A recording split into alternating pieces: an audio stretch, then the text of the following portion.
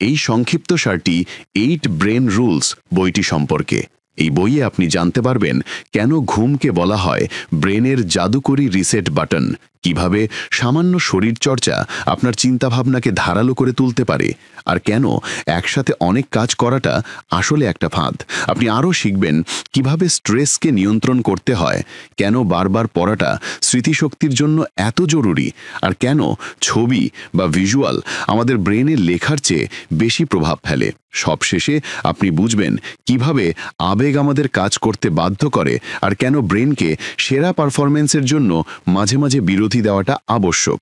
বুক বাংলায় আমরা চেষ্টা করি আপনাদের সামনে বইয়ের সবচেয়ে গুরুত্বপূর্ণ শিক্ষা সহজ ভাষায় তুলে ধরতে। ভাবুন তো, একজন বিজ্ঞানী, বিলিয়নিয়ার বা অলিম্পিক অ্যাথলিটের মতো আপনার কাছেও দিনে একই 24 ঘন্টা আছে। পার্থক্য শুধু একটাই, তারা তাদের মনকে ভিন্নভাবে ব্যবহার করতে জানে। আপনি কি কখনো ভেবে দেখেছেন কিভাবে কিছু লোক ক্লান্ত না হয়ে ক্রমাগত প্রোডাক্টিভ থাকে, আর আমাদের মধ্যে অনেকেই ঘুম থেকে উঠেই ক্লান্ত বোধ করি? কখনো কখনো মনে হয় আমাদের নিজের মনই আমাদের পথের কাঁটা হয়ে দাঁড়িয়েছে। কোনো দিন সব কিছু ছেড়ে শুধু বিছানায় শুয়ে থাকতে ইচ্ছে করে। করণীয় কাজের তালিকা অনেক লম্বা, কিন্তু শক্তিশূন্য।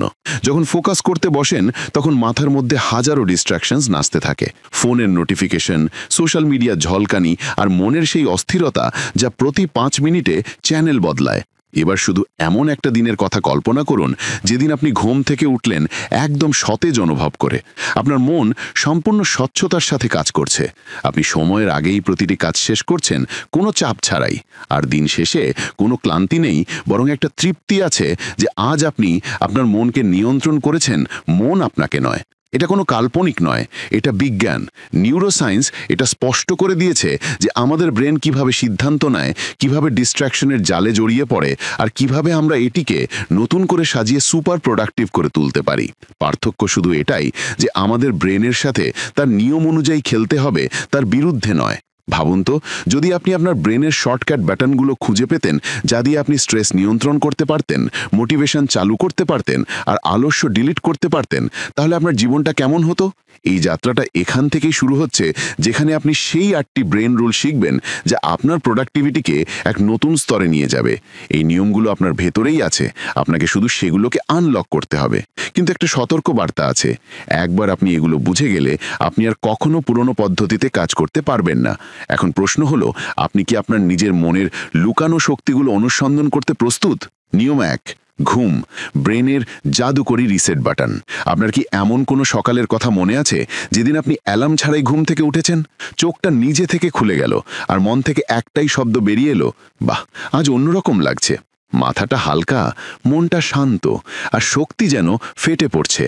মনে হচ্ছিল যেন ব্রেনটা নিজেকে নতুন করে নিয়েছে। কিন্তু এমন দিন কতবার আসে? হয়তো সপ্তাহে একবার, বা মাসেও না। প্রায়শই আমরা ঘুমকে বিলাসিতা মনে করি, প্রয়োজন নয়। আগে কাজ, পরে ঘুম, এই চিন্তা নিয়ে আমরা মোবাইলের স্ক্রিনের আলোতে রাত নষ্ট করি, আর তার পরের সকাল সেই একই অবস্থা, ভারী চোখ, ক্লান্ত ব্রেন, আর একটা অসম্পূর্ণ দিন। কিন্তু সত্যিটা হলো, ঘুম আপনাকে শুধু বিশ্রাম দেয় না, এটা আপনার ব্রেনের রিসেট বাটন। যখন আপনি ঘুমান তখন আপনার ব্রেন আয়েশ করে বসে পরিষ্কার করার কাজে বসে যায়। সে সমস্ত আবর্জনা চিন্তা, জমে থাকা স্ট্রেসের টুকরো আর বিভ্রান্তির মেঘ সরিয়ে দেয়। সে স্মৃতিগুলোকে সঠিকভাবে সংরক্ষণ করে, আবেগের ভারসাম্য বজায় রাখে, আর আপনার চিন্তা ভাবনাকে পরিষ্কার করে। আপনি কি খেয়াল করেছেন, যখন আপনার ভালো ঘুম হয় তখন ছোট ছোট সিদ্ধান্ত নেওয়া কতটা সহজ হয়ে যায়? আপনার সজ্ঞা বা ইনটিউশন ধারালো হয়ে যায়। আপনি খিটখিটে হন না, আপনার ফোকাস ঠিক থাকে, আর সবচেয়ে বড় কথা, আপনার মোটিভেশনটা স্বাভাবিক মনে হয়, জোর করে আনা নয়। এবার ভাবুন তো, প্রতিদিন যদি আপনি এভাবে ঘুম থেকে ওঠেন সতেজ, স্বচ্ছ আর উদ্যমে ভরপুর, তাহলে সব কিছু কতটা বদলে যাবে। আপনার গতি, আপনার স্বচ্ছতা, আপনার সৃজনশীলতা সব কিছুই নেক্সট লেভেলে চলে যাবে। কিন্তু সমস্যাটা এখানেই, আমরা ঘুমের সাথেও মাল্টিটাস্কিং শুরু করে দিয়েছি। ঘুমানোর সময়ও মন সক্রিয় থাকে, নেটফ্লিক্স চলছে বা ইনস্টাগ্রাম রিল স্ক্রল হচ্ছে। ব্রেন বন্ধ হওয়া তো দূরের কথা, আরও বেশি গরম হয়ে যাচ্ছে। আর তারপর আপনার ব্রেন আর আপনার অভ্যেসের মধ্যে একটা নীরব যুদ্ধ শুরু হয়। এবার সময় এসেছে এটা বোঝার যে প্রোডাক্টিভিটির শুরু হয় বিছানায়, যেখানে আপনি আপনার ব্রেনকে বলেন, এবার তুমি বিশ্রাম নাও, কাল তোমাকে উঠতে হবে। যখন আপনি এটাকে অভ্যেসে পরিণত করবেন, তখন আপনি শুধু সময় পরিচালনা করতে শিখবেন না, বরং আপনার শক্তি আর মনোযোগকে সঠিক জায়গায় লাগাতেও শিখবেন। ঘুমকে প্রাধান্য দেওয়া মানে আপনার ব্রেনকে সেই সম্মান দেওয়া যা তার প্রাপ্য, কারণ শুধু একটা বিশ্রামপ্রাপ্ত ব্রেনই সেই জাদু করতে পারে যা পৃথিবীকে বদলায়। তাই পরের বার যখন গভীর রাতে স্ক্রল করার ইচ্ছা হবে, তখন নিজেকে শুধু একটা প্রশ্ন করুন, আজকের রাতের এই সামান্য ঘুম চুরি কি আমার আগামী দিনের স্বপ্নগুলোকেও চুরি করে নেবে না? এখন সিদ্ধান্ত আপনার। আপনি কি আপনার ব্রেনকে ঘুমোতে দেবেন নাকি পুড়িয়ে ফেলবেন? নিয়ম 2, ব্যায়াম। শরীরকে নাড়ান, মনকে ধারালো করুন। কখনো কখনো মনে হয় মাথাটা কেমন যেন ধোঁয়াশাগ্রস্ত হয়ে গেছে, প্রত্যেকটা চিন্তা যেন স্লো মোশনে জ্বলছে। কাজ করতে গেলে মনোযোগ ছড়িয়ে যায়, পড়তে চাইলে শব্দগুলো বোঝা যায় না, আর কারো সাথে কথা বললে প্রতিক্রিয়াটা যান্ত্রিক মনে হয়, যেন ভেতরে ভারী কিছু বসে আছে। কোনো আনন্দ নেই, কোনো স্বচ্ছতা নেই, শুধু একটা অদ্ভুত জড়তা। এমন অবস্থায় আমরা কি করি? আমরা আরও চা খাই, স্ক্রিন টাইম বাড়িয়ে দিই, বা অন্য কোনো ডিস্ট্রাকশনে নিজেকে লুকিয়ে ফেলি। কিন্তু ভেতরে ভেতরে আমরা জানি যে সমাধান এই জিনিসগুলোর মধ্যে নেই। এবার ভাবুন, আপনি একই অবস্থায় আছেন, কিন্তু আপনি মাত্র 20 মিনিটের জন্য দ্রুত হেঁটেছেন বা একটা সাধারণ ওয়ার্কআউট করেছেন, একটু স্ট্রেচিং, একটু দৌড়। আর যেই মুহূর্তে আপনার শ্বাস দ্রুত হয়, যেই মুহূর্তে আপনার হৃদস্পন্দন বাড়ে, আপনি অনুভব করেন যে আপনার মনের ধোঁয়াশাটা কাটতে শুরু করেছে। এক এক করে সমস্ত আবেগ রিসেট হতে শুরু করেছে। এটা কোনো জাদু নয়, এটা শরীর আর ব্রেনের সেই আদিম মৌলিক সংযোগ। যখন আপনার শরীর নড়াচড়া করে, আপনার ব্রেন জেগে ওঠে। অনেকেই মনে করে যে ব্যায়াম শুধু মাসেলের জন্য, কিন্তু বাস্তব হলো এটা আপনার মনের জ্বালানি। প্রত্যেকবার যখন আপনি ঘামেন, আপনার ব্রেন ডোপামিন আর সেরোটোনিনের মতো কেমিক্যাল নিঃসরণ করে, সেই কেমিক্যাল যা আপনাকে সুখী, অনুপ্রাণিত আর মনোযোগী করে তোলে। আর এটা শুধু একটা তানসিক বুস্ট নয়, নিয়মিত নড়াচড়া আক্ষরিক অর্থেই আপনার ব্রেনের গঠন বদলে দেয়। এটা সেই নিউরনগুলোকে শক্তিশালী করে যা আপনার ফোকাস, স্মৃতিশক্তি আর সৃজনশীলতার জন্য দায়ী। আপনি নিশ্চয়ই খেয়াল করেছেন যে যখন আপনি কোনো নতুন আইডিয়া ভাবছেন বা কোনো সমস্যার সমাধান করার চেষ্টা করছেন, তখন বসে ভাবার চেয়ে হেঁটে হেঁটে ভাবাটা ভালো। শরীরের নড়াচড়া ব্রেনের মধ্যে একটা ছন্দ তৈরি করে, আর সেই ছন্দই আপনার চিন্তা ভাবনাকে সুশৃঙ্খল করে তোলে। কিন্তু আমাদের আধুনিক জীবন আমাদের এতটা স্থির করে দিয়েছে যে আমরা নিজেদেরকে শুধু বসে থাকা যন্ত্র ভাবতে শুরু করেছি। সকাল থেকে রাত পর্যন্ত চেয়ার, সোফা, গাড়ির সিট, তারপর বিছানা। আর ধীরে ধীরে যে শক্তিটা একসময় আমাদের পরিচয় ছিল, সেটা ম্লান হয়ে যায়। ব্যায়াম করা মানে জিমে যাওয়া নয়, এর মানে আপনার ব্রেনকে অক্সিজেন দেওয়া, আপনার আবেগগুলোকে প্রবাহে আনা, আর আপনার শরীরকে এতটাই সতর্ক করে তোলা যে মন স্বাভাবিকভাবেই সক্রিয় হয়ে ওঠে। যখন আপনি নিজেকে বলেন যে আমি আজ শুধু 10 মিনিট হাঁটব, সেই 10 মিনিট আপনাকে এমন এক জগতে নিয়ে যেতে পারে যেখানে স্বচ্ছতা, আত্মবিশ্বাস আর শান্ত থাকাটা আপনার স্বাভাবিক অবস্থা হয়ে ওঠে। ব্যায়াম হলো আপনার ব্রেনের সেই চাবি যা প্রোডাক্টিভিটির দরজা খুলে দেয়। আর সবচেয়ে ভালো দিক হলো এই চাবিটা সবসময় আপনার কাছেই থাকে, আপনাকে শুধু প্রতিদিন এটা ঘোরাতে হবে। তাই পরের বার যখন আপনার মন নিস্তেজ লাগবে, মোটিভেশন হারিয়ে যাবে বা কোনো কাজ ভারী মনে হবে, তখন নিজেকে জিজ্ঞেস করুন, আমি কি বসে থাকবো নাকি উঠে হাঁটবো? কারণ কখনো কখনো একটা সামান্য পদক্ষেপ আপনার পুরো জীবনকে বদলে দিতে পারে। নিয়ম 3, ফোকাস। একবারে একটা কাজ। আপনি কি কখনো নিজেকে একসাথে 5টা কাজ করতে দেখেছেন? এক হাতে ফোন, অন্য হাতে ল্যাপটপে টাইপ করছেন, মনের মধ্যে কোনো পুরনো কথোপকথনের রিপ্লে চলছে, ব্যাকগ্রাউন্ডে একটা ইউটিউব ভিডিও চলছে, আর তার উপরে আপনার মন আপনাকে মনে করিয়ে দিচ্ছে যে আরও কিছু করতে হবে। কিন্তু তবুও দিন শেষে যখন আপনি থামেন, তখন প্রশ্ন জাগে, আজ আমি কি করলাম? আর উত্তর আসে, অনেক কিছু করার চেষ্টা করেছি, কিন্তু কিছুই সম্পূর্ণ হয়নি। এটাই মাল্টিটাস্কিংয়ের মিথ্যে সান্ত্বনা। আপনি ভাবেন যে আপনি অনেক কিছু সামলাচ্ছেন, কিন্তু বাস্তবে আপনার ব্রেন প্রতি 10 সেকেন্ডে একটা কাজ থেকে অন্য কাজে লাফাতে থাকে, আর প্রত্যেকটা লাফের সাথে আপনার শক্তি ভেঙে যায়। ফোকাস কোনো বিলাসিতা নয়, এটা একটা সুপার পাওয়ার। আর এই পৃথিবীর সমস্ত সত্যিকারের সফল মানুষ এই শক্তিকে আয়ত্ত করেছে। কারণ যখন আপনার মন সম্পূর্ণভাবে একটা কাজে স্থির থাকে, তখন আপনার ব্রেন ওয়েভগুলো একটা লেজার বিমের মতো কাজ করে।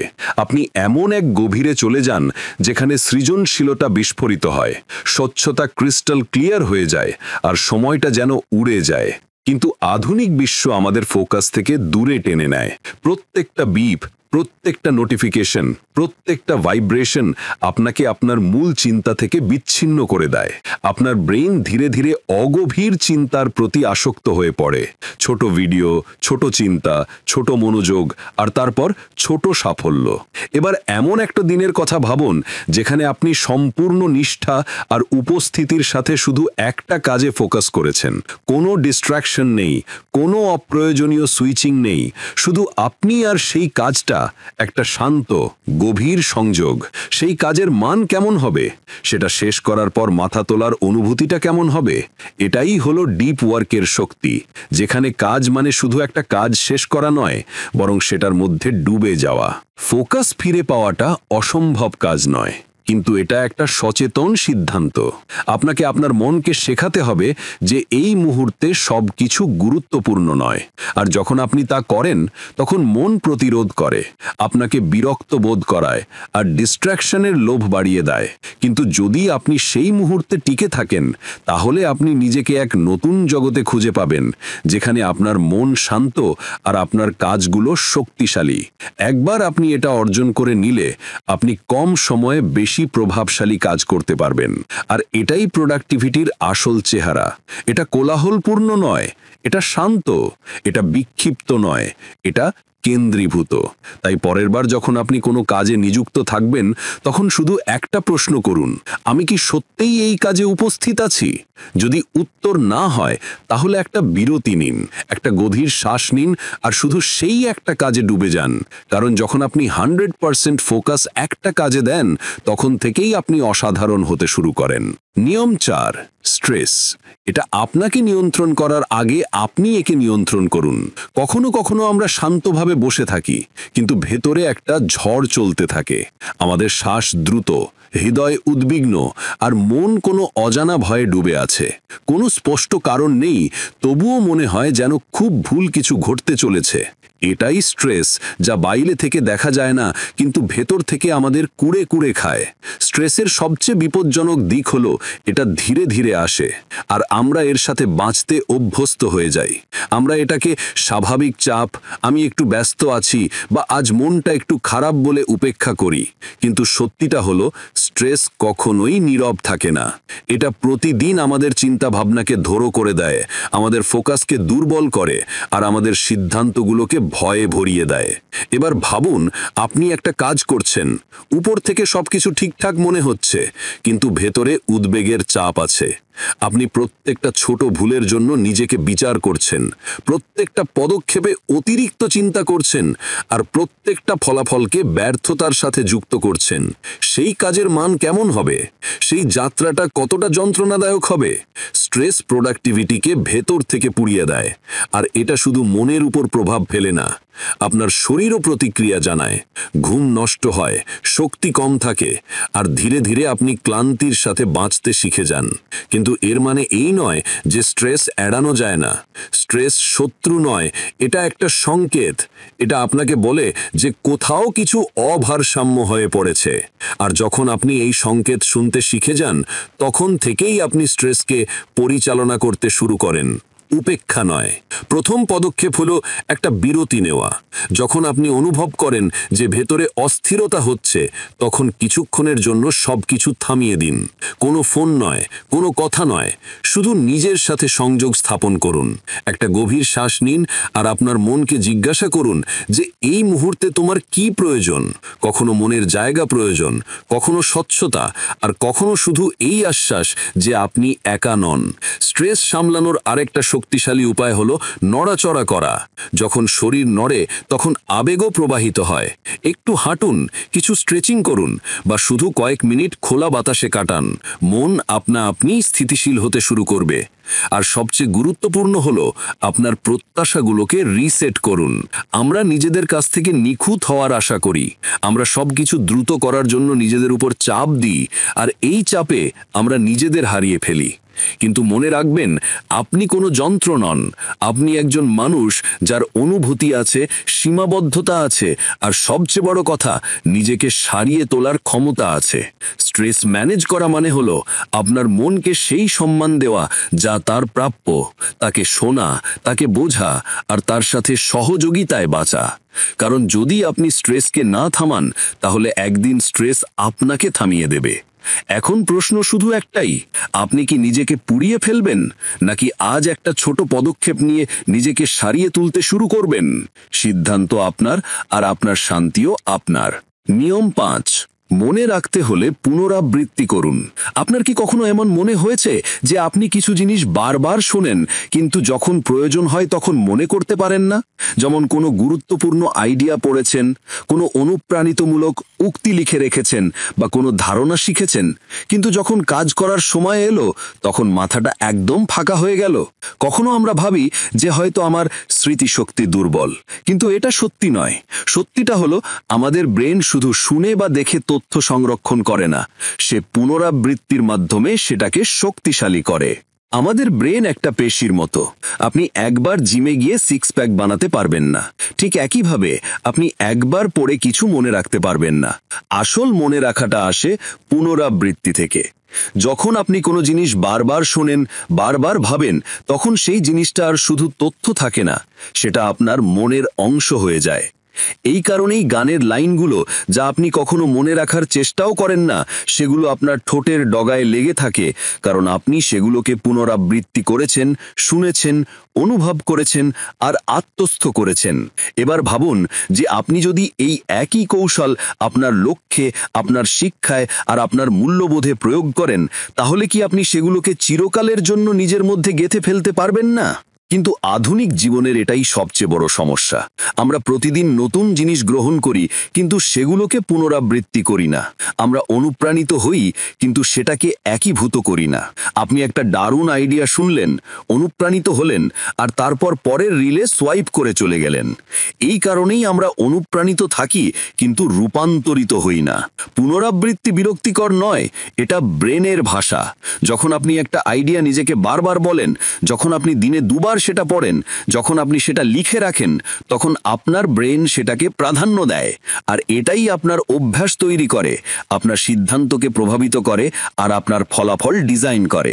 যদি আপনি কোনো স্কিল শিখতে চান, কোনো আবেগ পরিবর্তন করতে চান, বা কোনো মানসিকতা তৈরি করতে চান, তাহলে সেটাকে প্রতিদিন পুনরাবৃত্তি করতে শুরু করুন।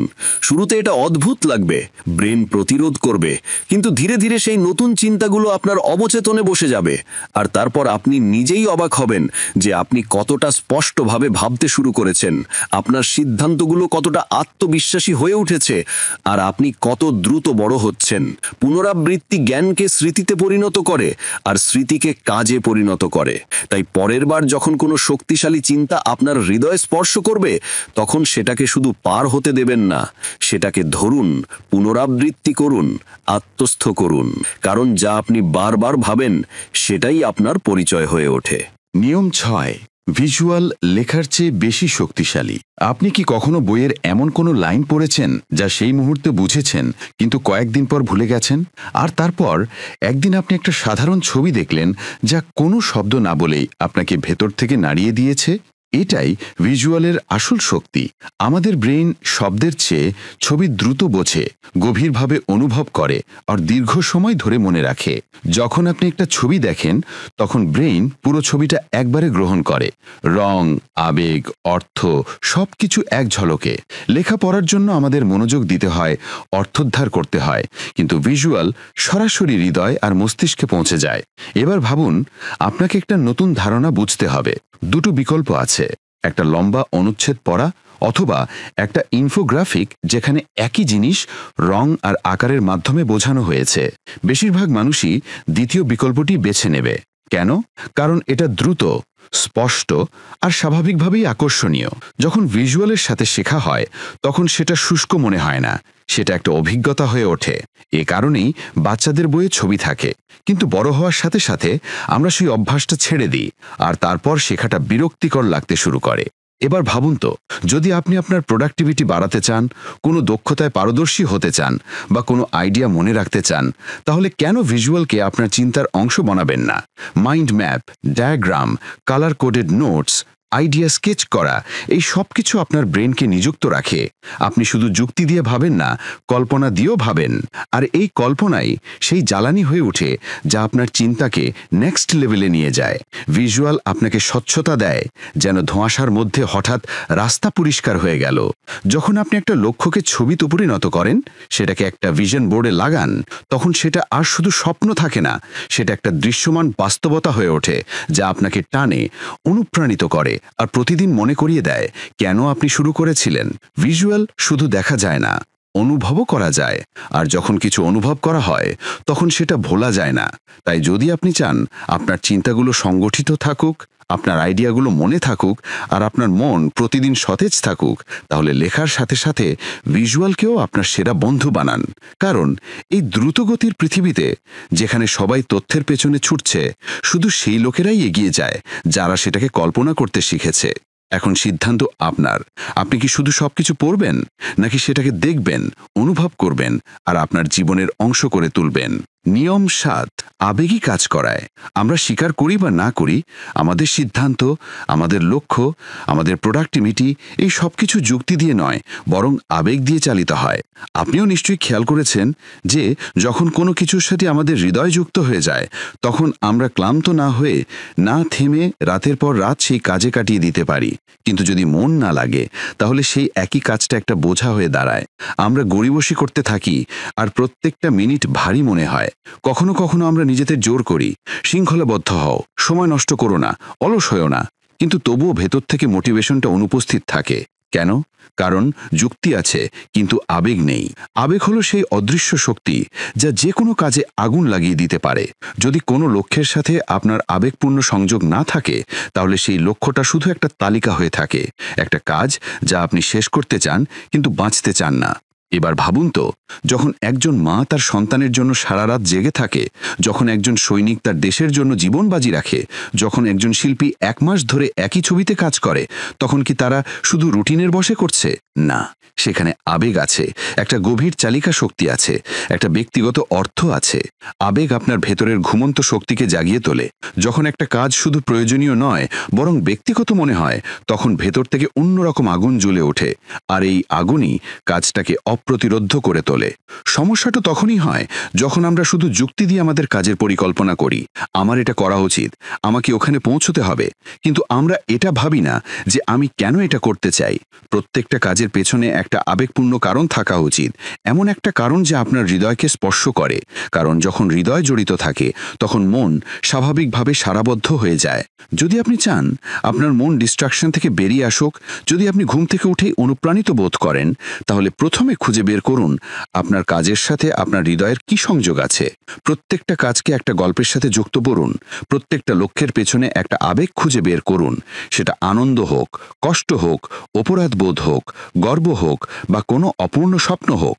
কারণ আবেগ হলো সেই ইঞ্জিন যা মনকে চালায়। আর যখন আপনার ব্রেইন আবেগপূর্ণ চালিকা শক্তি নিয়ে কাজ করে, তখন আপনার প্রোডাক্টিভিটি যান্ত্রিক হয় না, জাদুকরী হয়ে ওঠে। তাই পরের বার যখন আপনি কোনো কাজে গড়িমসি করতে শুরু করবেন, তখন নিজেকে জিজ্ঞেস করবেন না যে আপনার এটা করা উচিত কিনা, বরং জিজ্ঞেস করবেন এই কাজের সাথে আমার কোন অনুভূতিটা যুক্ত আছে। কারণ যখন কারণ হৃদয় থেকে আসে, তখন কাজ থামে না। নিয়ম 8, ব্রেনের বিরতি প্রয়োজন। কখনো কখনো আমরা নিজেদের কাছ থেকে একটা যন্ত্রের মতো কাজ করার আশা করি, ক্রমাগত, না থেমে, ক্লান্ত না হয়ে, সকাল থেকে রাত পর্যন্ত কাজ শেষ করা, লক্ষ্যে পৌঁছানো আর প্রতিদিন সর্বোচ্চ প্রোডাক্টিভিটি দেখানো। কিন্তু সত্যিটা হলো আমরা যন্ত্র নই, আমরা মানুষ। আর আমাদের ব্রেইন যতই শক্তিশালী হোক না কেন, তারও সীমা আছে। আপনি কি কখনো খেয়াল করেছেন যে যখন আপনি বিরতি ছাড়া ঘন্টার পর ঘন্টা কাজ করেন, তখন একটা সময় পর মনটা কেমন যেন ফাঁকা লাগতে শুরু করে, শরীরটা একটা চেয়ারে আছে কিন্তু ফোকাস অন্য কোথাও ঘুরে বেড়াচ্ছে।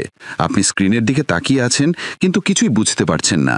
ব্রেনের উপরে এমন একটা ক্লান্তি চেতে বসে যা শুধু শারীরিক নয়, মানসিকও।